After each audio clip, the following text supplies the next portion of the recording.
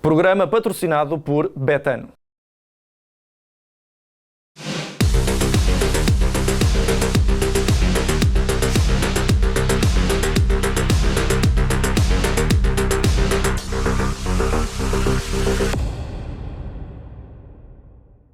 Olá a todos, bem-vindos a mais um Deixem-se Tangas. Hoje temos um convidado muito especial, sem desprimor em relação aos outros que já tivemos, mas hoje temos um ex-jogador e um ex-treinador, e atual treinador, aliás, do futebol português. Costinha, muito bem-vindo. Costinha, muito bem-vindo, obrigado por teres acedido ao nosso convite, é de facto uma honra para nós ter-te aqui. Tenho também comigo, como habitual, o Mário e também o João Rodrigues. Vamos começar, Costinha, para avaliar um bocadinho aquilo que tem sido o futebol português atualmente, e o mais recente é de facto o apuramento do Benfica para a final da Taça da Liga. Queria que me fizesses uma primeira avaliação daquilo que tens visto do futebol português, dos três grandes, sobretudo também daquilo que tem sido o Futebol Clube do Porto, e depois mais concretamente em relação a este jogo em que o Benfica acaba por vencer nos penaltis, o Boa Vista. Bom dia aos três, obrigado pelo convite, é sempre um prazer quando se está rodeado de pessoas que gostam de futebol e que também gostam e dão a oportunidade a alguém poder dar a sua opinião. E que percebe um bocadinho menos do que tu. Não, eu acho que toda a gente percebe o suficiente de tudo. Depois há áreas mais específicas para uns. Se vocês me puserem aqui a falar de outra coisa que não futebol, se calhar eu vou ter muita dificuldade e, portanto, no futebol sinto-me mais à vontade. Dir-te-ia que os três grandes, eu penso que a única equipa, ou as únicas equipas que estão a demonstrar, se calhar, a sua capacidade, e tendo em conta os plantéis que têm, são Porto e Sporting, apesar do Sporting nesta última fase não ter tido uns resultados tão bons como queria, mas não deixa de ter uma matriz muito bem vincada por parte do Amorim. E o Benfica, efetivamente, é uma equipa que me deixa um bocadinho estranho em termos de análise, porque eu tenho para comigo que o Benfica tem um plantel de grandíssima qualidade em termos individual, de excelentes jogadores, e não sabendo porquê, porque não estou presente, mas daquilo que vejo, os jogadores não conseguem, na minha opinião, pôr em prática toda a sua qualidade nos jogos. E vê-se, por exemplo, muitas vezes grandes primeiras partes, depois segundas partes, onde praticamente desaparecem. E se calhar os dois últimos jogos, eu vi o jogo com o Aroca e o jogo agora com o Boa Vista, e se via um Benfica na primeira parte ainda pressionante e com alguma matriz de jogo, depois de repente, após o intervalo, parece que se esfuma tudo. E olha-se para os jogadores e honestamente não consigo perceber, com a qualidade que os jogadores têm, o porquê de às vezes as coisas não serem tão bem ao Benfica. Não sei se já reparaste, mas nós hoje tivemos que investir todos aqui nessa projeto. Eu fui comprar este blazer de propósito para estar ao nível ali do ministro. Como tu dizias, tens que investir, mesmo, não é? Eu estive em uma roupa. Mário, uma análise rápida também a este jogo do Benfica para a Taça da Liga. Nós já dissemos aqui muitas vezes que o Benfica vence, mas não convence, outras vezes nem sequer vence. Ontem acabou por não vencer nos 90 minutos, mas foi mais forte nos penaltis. Achas que foi injusta esta passagem do Benfica? Uma nota, e primeiro agradecer ao Costinha por estar aqui connosco, é um privilégio, acima de tudo, estar aqui com um convidado tão emblemático do nosso futebol. Uma questão primordial, eu acertei a zona de apostas. Sim, é verdade. Finalmente alguém acertou. Isto para explicar que nós temos uma zona de apostas, Betano, em que fazemos os nossos prognósticos. Já tinha acertado. E normalmente eu falho sempre, ele de vez em quando também acerta, e o Mário tinha apostado no empate, não é? Sim. E pelo menos nos 80 minutos já tinhas ganho algum dinheiro. Exatamente. Não pus.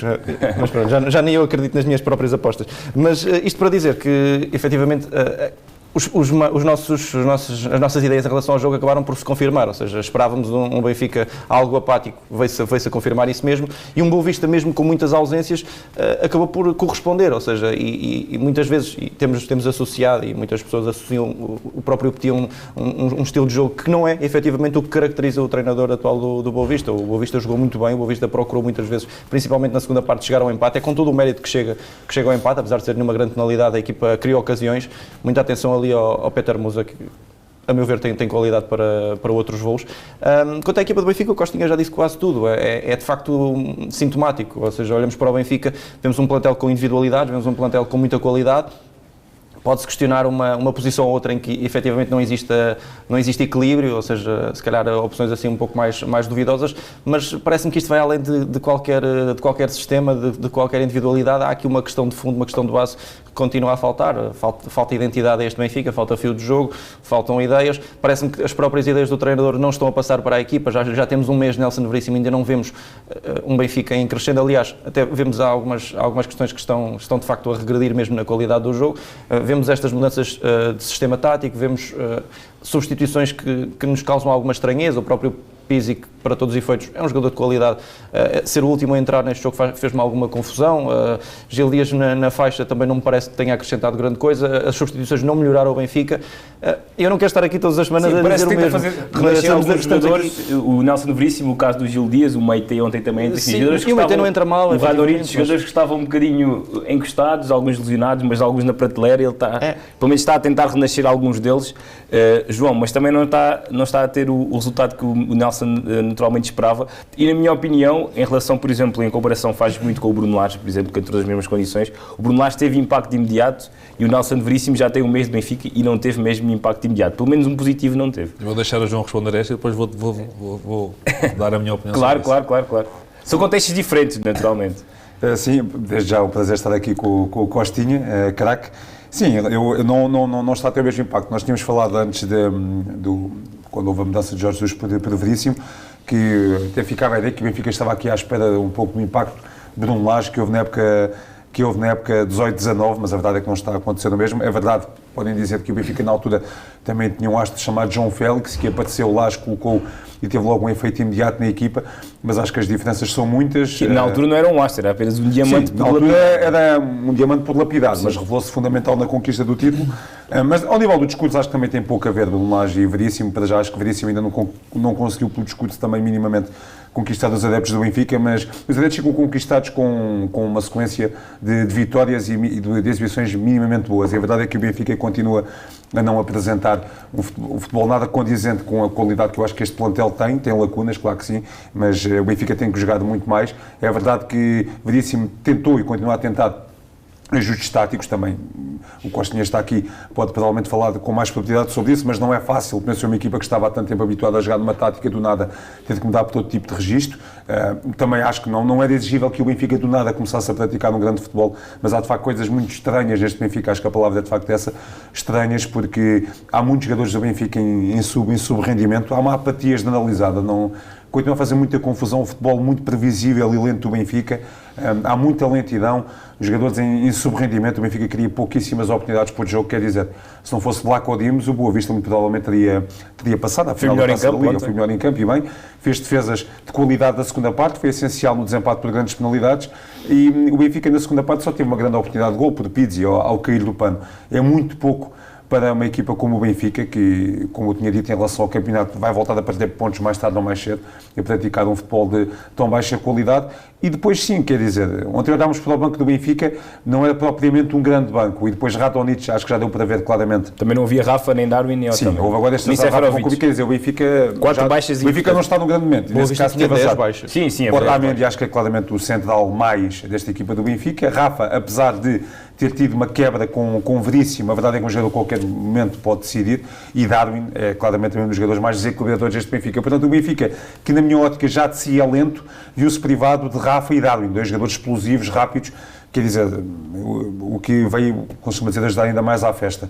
Mas acho que foi das exibições mais pálidas do Benfica esta época, foi mesmo das exibições mais fracas.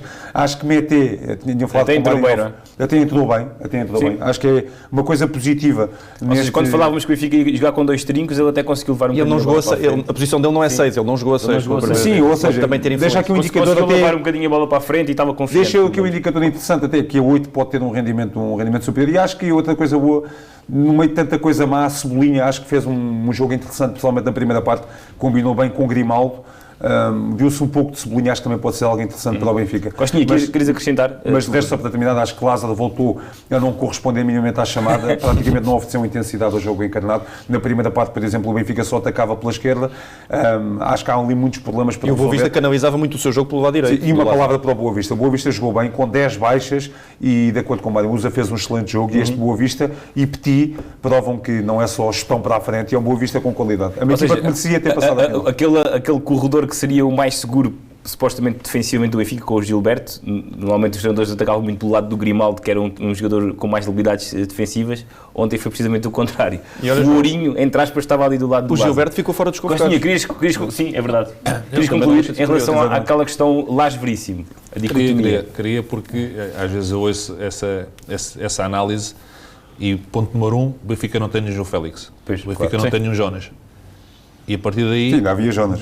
Não ter Jonas e não ter João Félix na frente de ataque, que garantia uma qualidade em termos daquilo que é o acerto no remate ao golo, com grande qualidade, que faz uma diferença grande. Depois, penso também que o Benfica, e o João tocou aqui em pontos, na minha opinião, que são importantes, não é só o abaixamento de forma dos jogadores, vamos começar, por exemplo, o Benfica vai buscar Jorge Jesus, e nós nunca vimos o Benfica a Jorge Jesus. E é estranho, porque o Jorge Jesus é uma pessoa com um caráter muito forte, muito vincado, e antigamente, se calhar, as equipas de Jorge Jesus andavam de uma certa maneira, e agora não andam. Porquê? Ou não andaram porquê no Benfica? Depois, o Benfica tem quantos laterais direitos? Lázaro, Gilberto, Diogo Gonçalves, enfim, 3, pelo menos. Pronto. André Almeida. Quantos laterais esquerdos tem? Tem o Grimaldo e o Gil Dias, que é uma adaptação. Isso é um case study. O Benfica, a forma como ataca o mercado. Só fala da construção da estratégia. Falhou na estratégia. Eu penso que o Benfica, em termos de jogadores que tem, sobretudo no meio campo, por exemplo, não consegue ter o domínio do jogo condizente com a qualidade técnica dos seus jogadores. E o Benfica, quando joga com 2 médios e quando a equipa adversária tem 2 ou 3 médios, o Benfica não consegue fazer a diferença. Porque esses 2 médios têm que construir tanto que depois atrás, que depois já à frente falta sempre alguma coisa. E normalmente as equipas com o Benfica jogam sempre com uma linha de 5, às vezes com uma linha de 6. E é difícil, depois os laterais também não tem pouca chegada, não têm chegada e não ajudam a resolver. Posto isto, o Everton, na minha opinião, que é outro jogador de qualidade, que também não percebo, que está a demorar tanto tempo, agora mudou-se para o meu condomínio, pode ser que aprenda alguma coisa e comece a crescer. Mas eu acho que é um jogador de grande qualidade. Podes ensinar lá no O Rafa é um jogador que tem qualidade, mas é um jogador que tanto está a 100 como está a 8. Portanto, não é um jogador constante. Eu penso que, desde que veio do Braga para o Benfica, se calhar teve uma ou outra época com uma regularidade boa, mas andou sempre de forma inconstante, e é pena porque é um jogador com capacidade e qualidade. E depois na frente, isto é um bocadinho como às vezes alguns amigos que são adeptos do Futebol Clube do Porto dizem, o Porto agora não faz golos. Não, eu digo sempre, estava-se habituado a ter o Jardel, a ter o Falcão, a ter o Jackson Martínez, a ter o Hulk, e agora não tens os mesmos. Não tens jogadores que façam 20, 30 golos.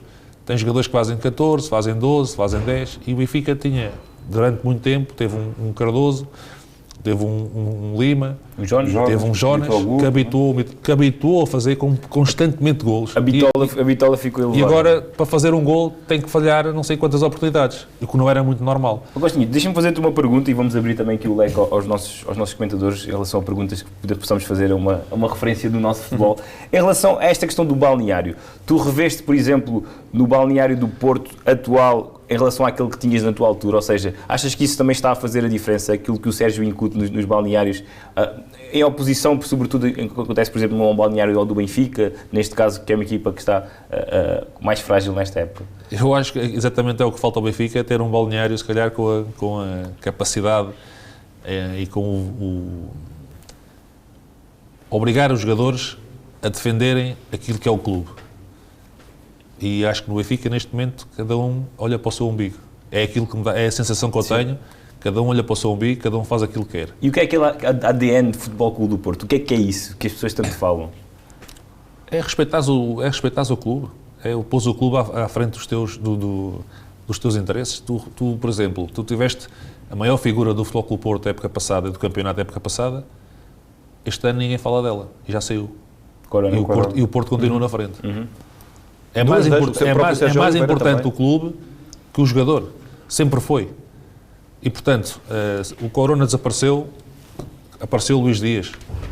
E o Porto tem essa capacidade de se fazer reinventar. E isso é muito mérito do Sérgio? Sim, eu acho que o Porto pode ganhar muito isso com o Sérgio. É mérito do Sérgio, é mérito de ter jogadores como o Pepe dentro do balneário, como teve um Jorge Costa, como teve um Pedro Emanuel, em alturas importantes. Em alturas importantes, é importante terem estes jogadores que façam ver os jogadores que, antes de eles quererem algo, o clube tem que ter a sua recompensa. Tens alguma história em relação, por exemplo, ao Jorge Costa, que possas partilhar, que exemplifique mesmo isso, essa questão do prestígio e do ADN do Porto? Tenho. Olha, uma vez fomos jogar, em 2002, 2003, fomos jogar ao Restelo e estávamos a perder ao intervalo. E eu recordo-me de estar a descer Tenho duas histórias. Recordo-me de estar a descer para o balneário e quando olho para a porta do balneário vejo o bicho à porta do balneário. Assim. E eles passavam, eu, com as botas na mão. E ele entrou e o Mourinho entrou e ele disse: só um momento. E o bicho disse: se hoje não ganhamos o jogo, vocês são responsáveis por a minha carreira. Que é uma vergonha o que estamos a fazer, patatá, deu-nos ali na cabeça. Vocês calados ao ouvir. Ganhámos 4-1. Ele fez 2 golos, ganhámos 4-1. E lembro-me de outro em Braga, que estávamos a vencer 2-0, e o bicho disse: Costa, diz a esses FP, e à frente, isto é para vir para trás, que agora 2-0, toda a gente vai querer fazer o seu golo. E então ele começa a chamar alguns jogadores e eles não olham para ele. E quando ele já estava quase perto deles para lhe dar um amasso, olha: bicho, não ouvi, desculpa. O bicho era o bicho, o Vítor Bahia, o Paulinho Santos. Eles obrigavam-te diariamente a seres melhor e diariamente a respeitares o clube. E não é só respeitar o clube, não é que tu faltasse só respeitar o clube, mas tu tinhas de treinar sério para jogar sério. Essa era a filosofia. E penso que é um bocadinho aquilo que tu hoje vês o Futebol Clube Porto e o Porto entra em campo a abafar. E ouço histórias que o Sérgio é mau para os jogadores, que os jogadores não podem com o Sérgio, como soube do Benfica.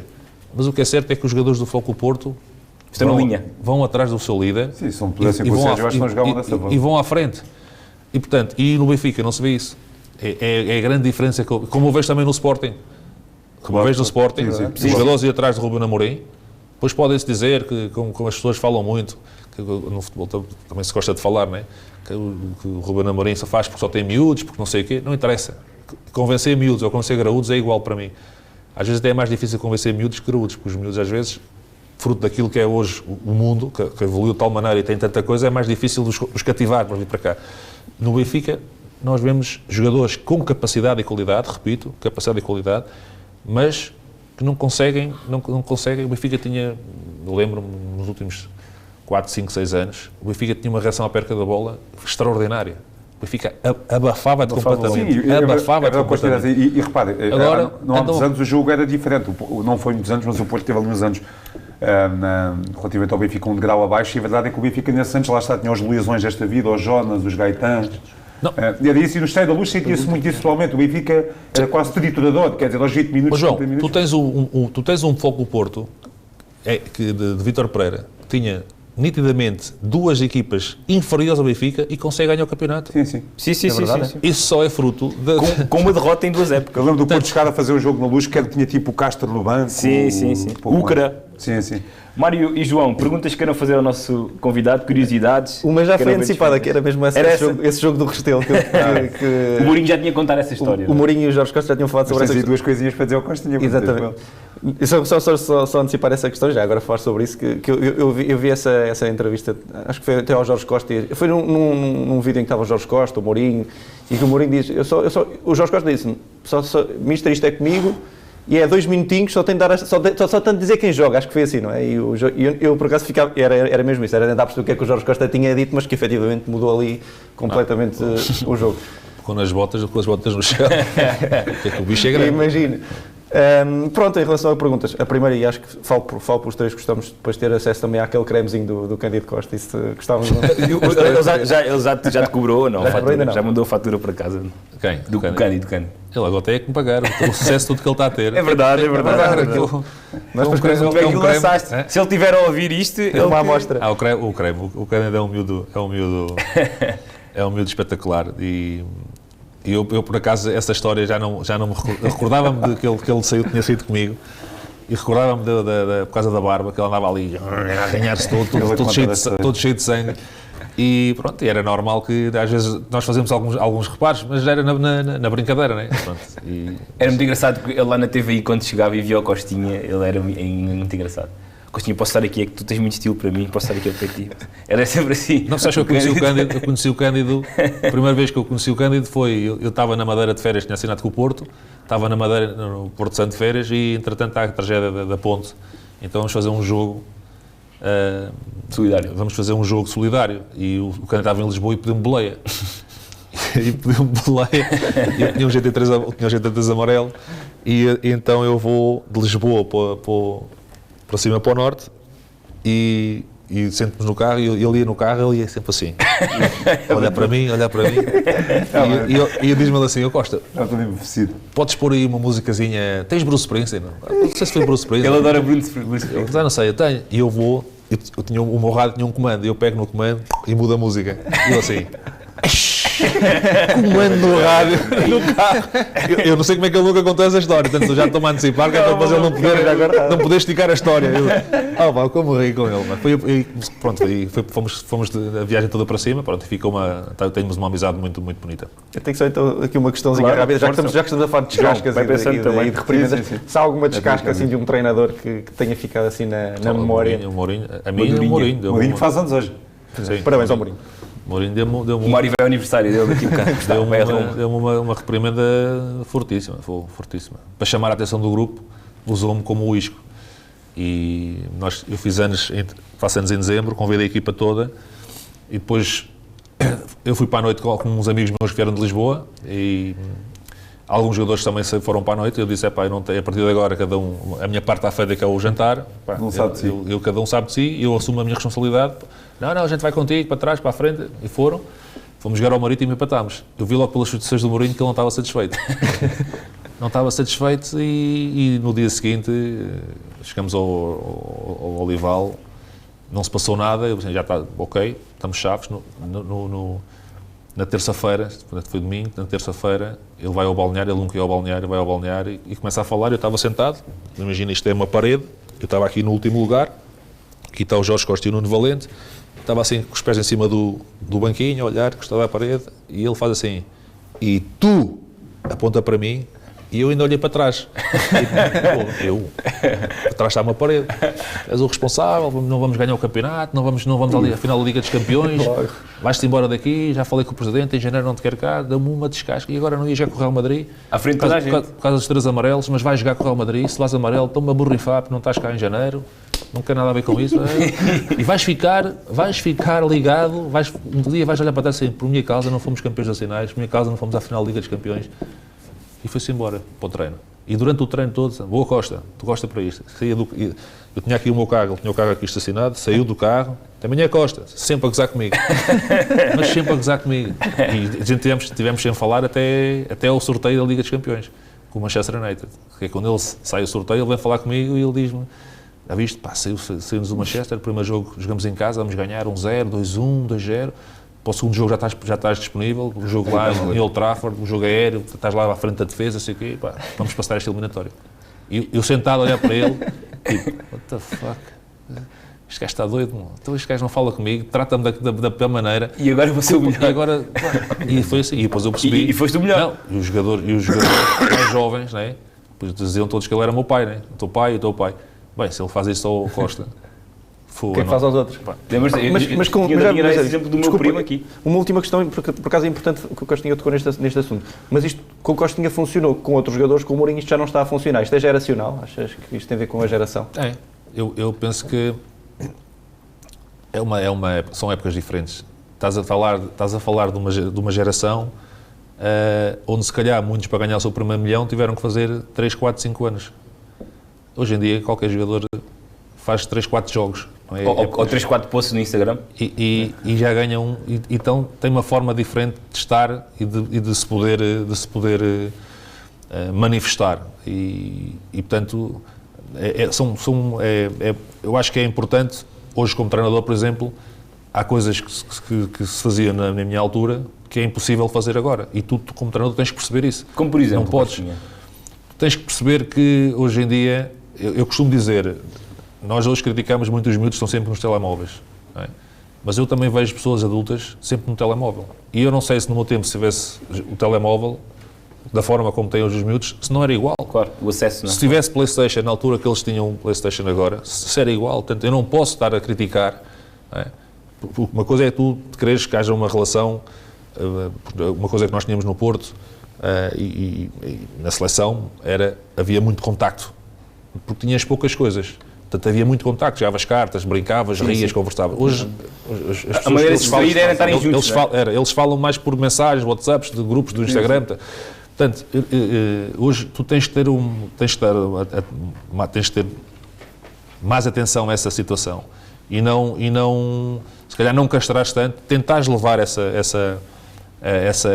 lado para aquilo que te interessa enquanto treinador, que não é fácil, porque tu vês hoje em dia qualquer jogo, acaba um jogo, tu metes no Instagram, estão a filmar, a dançar, a cantar. Isso antigamente era impensável. Estão mais preocupados com isso do que em celebrar a nós vitória. acabámos o jogo, é que íamos preparar para ir beber o copo. Pôr o gel, desviar, não sei o quê. Agora não, já entram todos pintadinhos, todos não sei o quê, porque faz parte do jogo. E às vezes há postzinhos depois de empates e derrotas, e é isso que se calhar os treinadores não gostam. Faz parte, mas tu não podes não gostar, mas o mundo direcionou-se para esse lado. E tu não podes ir, eu acho, por exemplo, se calhar, em termos daquilo que há um bocado falava José Mourinho, uma das dificuldades, se calhar, que ele encontrou neste futebol atual foi não encontrar, não é? E algumas declarações que ele vai tendo, não encontrar aquelas cabeças, aquelas gerações que tinham mais para trás, porque podiam falar, podiam-te criticar, mas tu treinavas, tu jogavas, tu eras futeboleiro. Era mais fácil para ele lidar com essa O futebol estava à frente de qualquer coisa. Tu gostavas de ganhar dinheiro, não há ninguém que não gosta de ganhar dinheiro, mas o prazer do futebol vinha primeiro do que o prazer da fotografia, ou isso era para ti, para muitos deles não era o relevante era tu, e quarta-feira vou jogar ao Real Madrid, e quinta-feira vou jogar ao Bessa, mas depois quarta-feira a seguir vou jogar ao Olympiacos, à Liga dos Campeões. Ou seja, tu tinhas tu querias competir, tu querias jogar, não é? E estamos a falar em clubes grandes, imagina os clubes pequenos, quando se punham na semana que antecedia um clássico, um jogo com o Benfica, ou com o Porto, ou com o Sporting, ou com o Braga, ou com o Vitória de Guimarães, não é? Só se falava nisso durante a semana. Não, e porque tu sabias que tinha jornais, tinha televisão, era uma forma também de valorizar. E havia grandes equipas nessa altura, eu lembro, na altura, quando estava no Futebol Clube Porto, havia muitos campos difíceis, para ir a Guimarães era muito complicado, o Vitória teve sempre grandes equipas, era difícil, Isa Faro, Isa Passos, era duro.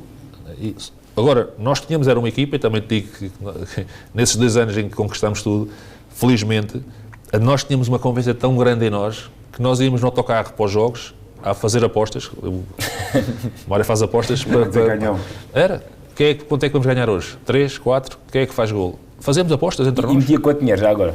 Isso não interessa. Nós já era mais as chamucinhas e as cervejinhas. Por falar em apostas, João, antes de continuarmos as nossas questões e a nossa conversa com o Costinha, deixem-me só introduzir aqui a zona de apostas Betano para esse grande jogo, segunda meia-final da Taça da Liga entre Sporting e Santa Clara. Zona de apostas Betano. Zona de apostas Betano para este grande jogo em Leiria entre Sporting e Santa Clara. João Rodrigues, um Sporting amplamente favorito, mas já perdeu com este Santa Clara esta época. É verdade, e foi recente, a derrota do Sporting com o Santa Clara ainda está bem fresca na memória, acho que não vai ser nada fácil para o Sporting esta meia-final, mas por outro lado acho que a equipa leonina está com ganas de dar a volta por cima, depois do resultado negativo frente ao Sporting Braga. Acho que tem tudo para ser um jogo muito interessante, eu arrisco uma vitória do Sporting por 3-2, acho que vai ser um jogo muito equilibrado, e despacho, entre aspas, já as odds Betano para os nossos apostadores. Odd Betano para a vitória do Sporting 1,39, empate 4,40 e vitória açoriana 6,60. Muito bem, Mário. Eu, como acertei aquela, vou errar esta claramente, portanto, tudo o que eu vai dizer vai estar errado, mas vamos por um 2-1 para o Sporting. Costinha, muito rapidamente, um Sporting Santa Clara. Achas que estes fantasmas dos Açores vão fazer bem ou mal à equipa? O Sporting está numa posição neste momento que não pode desperdiçar tudo o que é taças, porque no campeonato já tem 6 pontos de atraso para o líder. E, portanto, são muitos pontos para uma equipa e vai jogar com o Porto brevemente, não é? São alguns pontos de atraso e não pode pôr, se quer realmente dar algo de motivador à equipa, este tipo de competições tem de disputar até ao fim. É como o Benfica, se o Benfica ontem perdesse com o Boa Vista, os pontos têm diferença para a liderança, fora da Taça de Portugal, agora da Taça da Liga, em termos de motivação, não vamos dizer que não tem que estar motivado, mas acho que é importante. E o Sporting neste momento fez um bom jogo com o Braga na primeira parte, depois o Braga na segunda parte eu penso que equilibrou e bem a contenda. Portanto, arriscas uma vitória do Sporting? Arrisco uma vitória do Sporting, sim.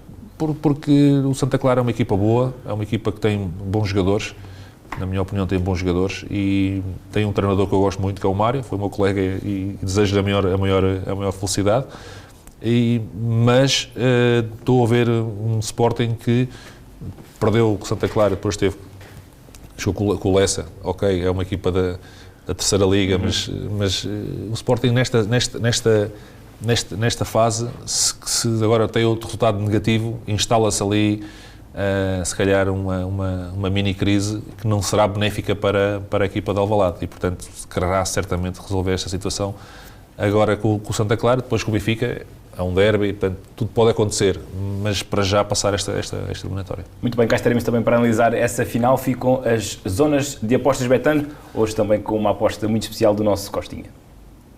Zona de apostas Betano. Vamos continuar com a conversa, meus amigos, mais 5 minutinhos agora em grande. João, questões que queiras colocar ao Costinhas, curiosidades, sei que não sei se o Mário não chegou a perguntar nada. Eu tenho muitas, mas não sei como já tinhas perguntado, também não temos muito tempo. Pronto, passar a palavra ao João. Então, vou fazer duas, já para despachar a minha parte, digamos assim. Estaríamos aqui o resto do dia claro, com o Costa, de certeza. Temos de falar com a Betano para aumentar. Se ele quisesse, ficávamos aqui a almoçar e tudo. Mas eu estava aqui um bocadinho a pensar e o Costinha nisto também foi privilegiado e com muito mérito em relação à seleção nacional. Esteve presente em várias fases finais e esteve em fases finais que me marcaram muito a mim e aos adeptos da modalidade. Neste caso estamos a falar do Euro 2000. O Costinha teve uma participação decisiva, quem não se lembra daquele gol à Roménia, gritei tanto esse gol, e depois também o Euro 2004, o Mundial 2006. São alguns jogadores que convergiram, mas são duas equipas parece-me diferentes.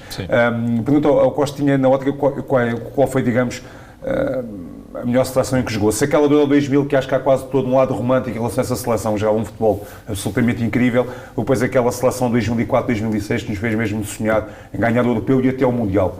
É para ser uma equipa mais consistente e aquele futebol quase artístico do Euro 2000.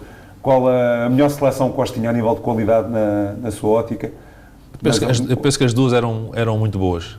As duas seleções eram fantásticas, fortíssimas. A de 2000 tinha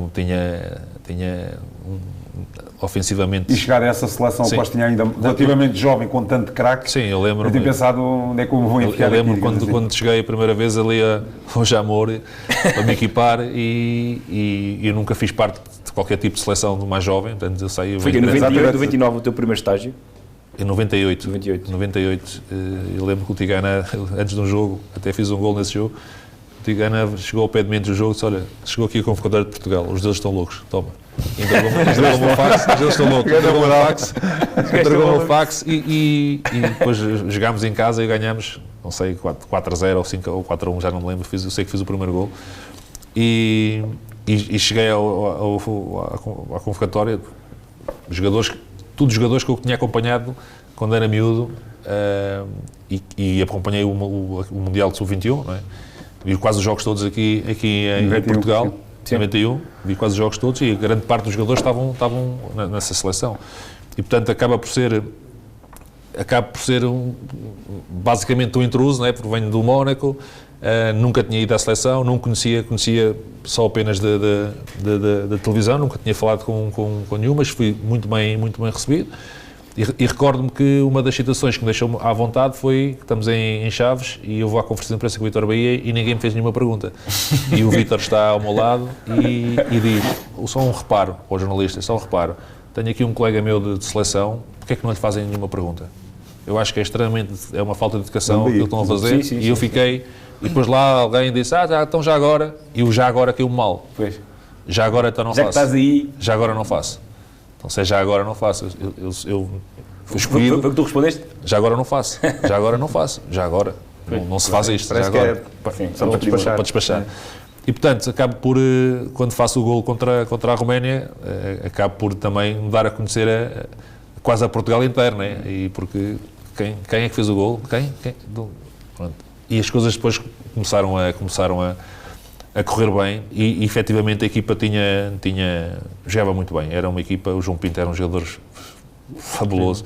A bola ainda estava no ar e o João já tinha 3, 4 soluções para dar a bola. O Rui, uma elegância em termos daquilo que era a organização do jogo. O Luís estava numa forma estratosférica. Era o melhor do mundo na altura. Impressionante. Passava por qualquer um como se passava uma faca em manteiga. O Nuno Gomes com um acerto muito grande em termos de finalização e o Nuno Gomes beneficia na altura porque o Sapinto se lesionou e portanto entrou no Nuno Gomes. Dedica o gol ao Sapinto, exatamente, o terceiro gol à Inglaterra. O 3-2 e depois o Sérgio que com aquele caráter dele, aquela força, eu lembro quando jogamos contra a Alemanha, já foi o terceiro jogo e toda a gente pensava que nós íamos ser amassados pela Alemanha, né? E de repente estamos a dar 3-0 à Alemanha. E eu lembro de estar a jogar. A Alemanha do isto é para tu vês um bocadinho o romantismo. Há bocado falávamos da geracional, né? Eu, 22 anos, 23 anos, eu estava no campo, eu estava emocionado, estava já com o Lothar Matthaus, Thomas Hassler. Quer dizer, eu emociono-me com essas coisas. Enquanto jogador, eu emocionava-me com essas coisas. Mesmo, não é? Portanto, queria jogar, queria ganhar, mas estou já com o Lothar Matthaus, Thomas Hassler. Epá, quer dizer, isto não é para qualquer um. E, portanto, acabou por ser uma participação onde nós saímos porque sentimos que se calhar aquele penalti, sendo ou não sendo penalti, num outro contexto se calhar era mais difícil de ser assinalado e ali houve... Ainda um dia estava a falar com o Abel Xavier sobre isso lá. Houve ali... Porque é o gol a primeira vez que chorei a ver um jogo de futebol. Houve ali, acho que foi um grande jogo, fizemos um grande jogo. A França tinha uma seleção espantosa. E depois da seleção de 2004-2006, um outro tipo de futebol, com ainda alguns jogadores que vêm dessa geração de 2000, grandes jogadores, com outros jogadores que estavam a aparecer e faltou-nos uma pontinha de sorte. Ainda anteontem não é, semana passada estava a ver o King Otto, que é o filme dedicado ao Otto Rehagel, e ao ver o que é que diziam os gregos, o que é que diziam os jogadores, o que é que dizia o treinador, e efetivamente eles próprios acharam que tiveram, os deuses ajudaram-nos, porque não é normal, ganharam a França com uma bola... Conseguiste ver aquilo em Portugal? Não, eu vi porque não tinha curiosidade em perceber o que é que eles também achavam, e eles próprios não estavam a pensar em... Eu acho que eles como equipa foram-se fortalecendo e nós não tivemos, na minha opinião, no último jogo em casa, não tivemos, em termos de equipa, não tivemos tão fortes como tivemos contra a Holanda, como tivemos contra a Inglaterra, não tivemos tão fortes. E isso pressente-se, ou seja, vocês se calhar pressentiam que iam ganhar nos quartos e nas meias. Na final, o que é que tu pressentiste? Que ias ganhar ou, como estás a dizer, que a equipa estava um bocadinho... Nós entramos confiantes que iríamos vencer. Aquele feeling, percebes? Mas a forma como a equipa grega estava a defender, a equipa grega era tudo atrás e o Verizas e o Caristês na frente, estão na frente e lá vão eles. E isso muitas vezes desgasta muito uma equipa, tu andas sempre atrás ali, tu estás sempre a bater e eles, lá vão eles. Mais sai outra, e portanto acabou eles acabaram por ter a felicidade de fazer um golo num momento onde eles eram fortes, que era as bolas paradas, porque eram jogadores muito altos, não é? Eu lembro no Caristês, quando eu estava a marcar o Caristês, mas o Caristês tem 1,97m, eu tenho 1,80m, são 17 centímetros, mais o braço dele em cima de mim, quer dizer, é difícil, tu podes ganhar muitas vezes, mas a probabilidade de uma pessoa com mais de 7 centímetros do que tu de ganhar a bola é maior do que a tua. Claro. E, portanto, e depois em 2006, igual, acho que jogámos bem. Penalti do Zidane, Jogámos não é? bem e chegamos à França e as coisas emperraram. E um penalti pronto, que é penalti, mas que... É o Ricardo Carvalho, não é? Sim. Não é o Meira? É o Ricardo Carvalho. É o Meira ou o Ricardo? É o Ricardo Carvalho. É o Ricardo. Acho que é o Ricardo Carvalho. Acho que ele foi uma batalha E depois Fizeram temos muito bolas no bem, posto, Luís. temos a bola do Luís, temos a bola do Postiga e as coisas não estavam... Parece que não queriam. Costinha, o nosso tempo está de facto a correr. Se eles permitem... Só muito rápido, por favor. Sim, faz. Que é, Costinha, qual foi em Portugal e no estrangeiro o melhor jogador que defrontou, com quem sentiu mais dificuldades, pensou bem, este gajo estava a dar um trabalho incrível, qualidade, no estrangeiro e cá. Um estrangeiro cá.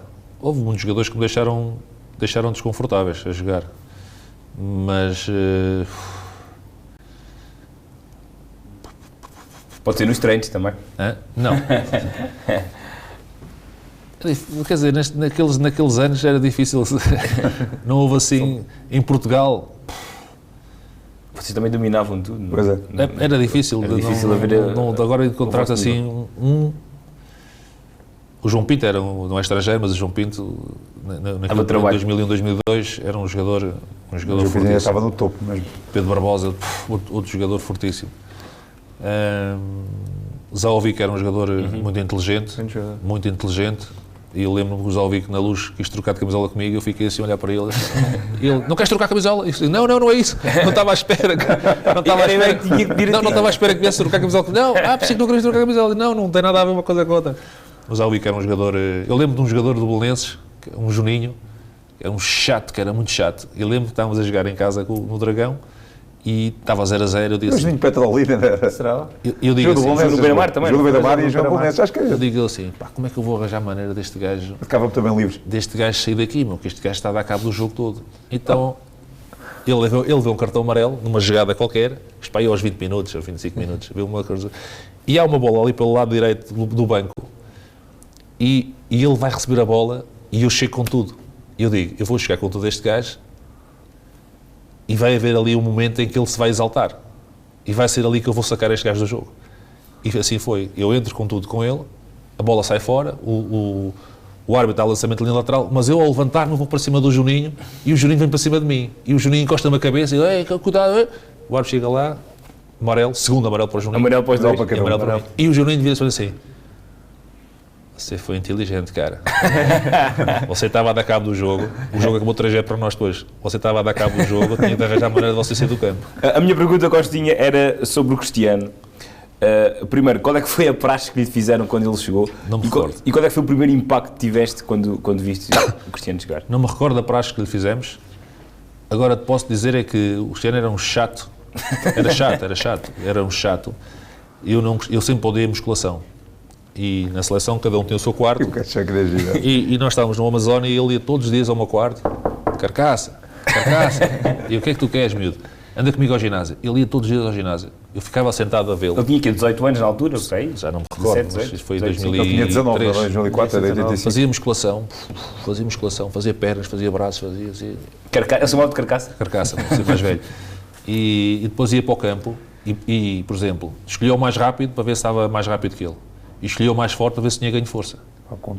Pá, eu nunca tive assim, este gajo é louco da cabeça. Ele ia disputar, ainda não estou bem. E às vezes, e como ele era competitivo, e os jogadores se apercebiam, dizia, miúdo, tens de fazer muito bracinho. E ele ficava doente. E vocês achavam graça a isso, ao Cristiano? Ele tinha aquela vontade férrea de ser o melhor, querer ser o melhor. E não é questão de achar graça, é tu ficavas... Ele fazia tudo para ser o melhor. Não é? E quando é assim, tu tens que dar crédito, não é? Tens que dar crédito. Porque eu apanhei muitos jogadores de qualidade. Muitos.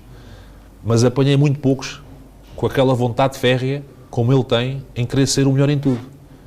E apanhei jogadores com uma qualidade muito acima da média. Se calhar com mais qualidade em termos individuais, na altura da idade do Cristiano, que o Cristiano.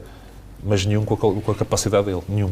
Meus amigos, só uma última questão final, até porque já estamos a esgotar. Vou fazer então uma pergunta de resposta muito rápida. Olha, três coisas mesmo de resposta muito rápida.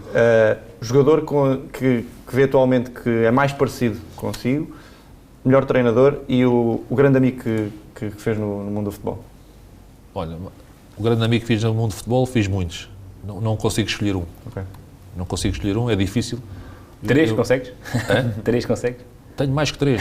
Até do Alberto do Mona. Até do Alberto do Tenho Mona. mais que 3. Olha, ainda agora estive na Argentina. Claro. Estive na Argentina uma semana com o Galhardo e era um jogador que já não havia há 19 anos. E a gente falamos por telefone praticamente todas as semanas. E não estávamos juntos. Para mim é um grande amigo do futebol. Mas tenho muitos, graças a Deus.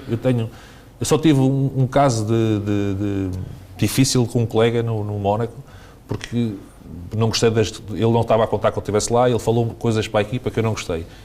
Mas resolvi com ele. Foi a única situação que tive. Do resto, não tenho assim. Tenho, se calhar, uns que estão mais próximos que outros, mas considero que deixei, que fiz muitos amigos. As outras duas eram... Era o jogador que mais se assemelha atualmente a algum assim parecido, a um Costinha? Não, porque o jogo mudou. Eu gostaria muito... Olha, características muito particulares. Sim, gostaria muito que o Florentino, de vez de ter ido para o Mónaco ganhar dinheiro, tivesse enfrentado o Jorge Jesus, no bom sentido da palavra, sim. E tivesse dito, não vou ficar aqui, eu posso não começar a jogar agora, mas eu vou-lhe fazer ver que eu vou jogar. Era a minha mentalidade. Eu vou-lhe mostrar que eu vou jogar. E depois, passado um ano, se não jogasse, depois escolhia. Agora, o que eu acho que é um jogador de grande qualidade, que o Benfica, se calhar, perdeu, e não sei se vai recuperá-lo ou não, em termos daquilo que é o jogo, porque ele, até no Retafe, tem dificuldades em jogar. Sim, e não joga muito a 6, às vezes. Tinha um jogador, para mim, que era um jogador que eu via ali algumas capacidades nele muito interessantes, e se calhar, daqueles mais próximos, poderá ser. E a terceira era... A terceira já nem eu me lembro. O treinador. O treinador José Mourinho. Isso, o José Mourinho mudou a forma de... Um abraço ao José Mourinho, faz anos. Mudou a forma de nós pensarmos, de nós jogarmos. E como eu disse, ele hoje as pessoas olham para ele, para mim continua a ser um grande treinador, mas num contexto diferente. E se calhar é esse contexto, se calhar que às vezes eu percebo o José Mourinho, ele ganhou tudo e está aqui, e às vezes deslocar-se daqui para aqui é mais complicado, mas os jogadores já não são aqueles que ele estava habituado a ter, na minha opinião, como teve naquela equipa do Inter, que eram jogadores, todos eles, já numa fase muito alta da idade e da carreira, e passámos por uma fase onde, como eu costumo dizer, é muito difícil, porque é muito dinheiro envolvido, se hoje não estás aqui, estás ali, e é difícil os treinadores terem esse controle, muitas vezes, sobre os jogadores. João, última questão. Eu pensava que já não havia tempo para questões. Se tiveres uma última questão, uma última curiosidade... Ok, pronto, então assim... Perdido por 100, perdido por 1000, nível de tempo. Já vou dar na cabeça. Pergunta ao Costinha se acha que também é um jogador com talhado para marcar golos nos grandes momentos. Agora assim, lembro-me, por exemplo, do golo em Old Trafford, lembro-me do golo contra a Roménia, lembro também de golos importantes na Luz, pelo Futebol Clube do Porto. Sendo também isso sempre uma característica do Costinha. Golos, Costinha não era propriamente um goleador, mas que não, tinha a potência para marcar quando era preciso e para resolver normalmente. Sim, eu aqui há uns dias estava com os meus filhos, né, que os meus filhos, o mais velho já abandonou a ideia do futebol, fez bem e concentrou-se na escola, onde está muito bem. O mais novo, eu acho que tem mais qualidade que o pai, na idade que tem, acho que tem mais qualidade que o pai. Que idade é que ele tem, o mais novo? Tem 17. Mentalmente, se calhar, não tem a qualidade que o pai tinha em termos mentais, mas em termos de jogo, superior ao pai. E estava-lhes a dizer, olha, estávamos a falar dos golos que o pai marcou estes golos assim, assado, cozido, pai, mas qual foi o golo mais importante? Foram todos, porque se for ver os golos que o pai nunca fez, tirando um jogo com o Gil Vicente, em que ganhámos por 5-2, e eu fiz o segundo e o terceiro golo, estávamos a perder 1-0, 1-1, 2-1, 3-1, o pai fez sempre golos de 1-0, 2-1, 2-0, portanto foi sempre golos que deram... Explicar isso não se consegue explicar, na altura certa eu tinha, se calhar era talvez perspicaz a ler aquilo que era o desenrolar do jogo e se calhar tinha alguma à vontade para poder fazer dentro do campo, fruto da minha relação também com os treinadores, porque o gol de Manchester, por exemplo, se eu te explicar o lance do princípio ao fim, tu vais ver que nada foi planeado pelo José Mourinho. O livro, quem tinha que bater o Ricardo Fernandes, bateu o Benny McCarthy. Eu tinha que estar na barreira com o Jorge Costa já tinha saído, tinha que estar aí o Pedro Emanuel, eu não estava na barreira. Venho para a área, está o Maniche com o John O'Shea, eu estou com o Wes Brown, eu olho para a diferença de estatura de um e do outro e digo, pá, é melhor o Maniche ir para o Wes Brown e para o John O'Shea, porque eu sou um bocado mais alto que o Maniche, portanto, se calhar, se houver aqui uma bola perdida, o John O'Shea sou capaz de ganhar, e a bola cai ali, eu faço gol. E o Mourinho, são coisas do momento, não é? E o Mourinho planeou aquilo, zero. Se aquilo sai mal, se calhar, eu tinha que ir ver. Claro, se aquilo sai mal, dava-nos uma tarefa. Mas acaba por ser, portanto, os golos acho que são consequência lógica, às vezes, de tu apareceres num momento, tu tens a capacidade de ler aquilo que vai acontecer, às vezes corre-te bem, às vezes não te corre tão bem. Costinha, obrigado. As nossas perguntas são também muito extensíveis àquilo que são as pessoas que nos veem e ouvem e, portanto, tivemos de fazer aqui um ligeiro massacre. Espero que tenhas gostado de estar aqui connosco. João e Mário, obrigado. Tivemos um programa diferente, mas muito especial com o Costinha. Vamos ter também, naturalmente, muito mais convidados de renome aqui no nosso programa e, por isso, até para a semana. Vamos analisar para a semana, naturalmente, quem ganha esta Taça da Liga e também o restante campeonato português. Até para a semana.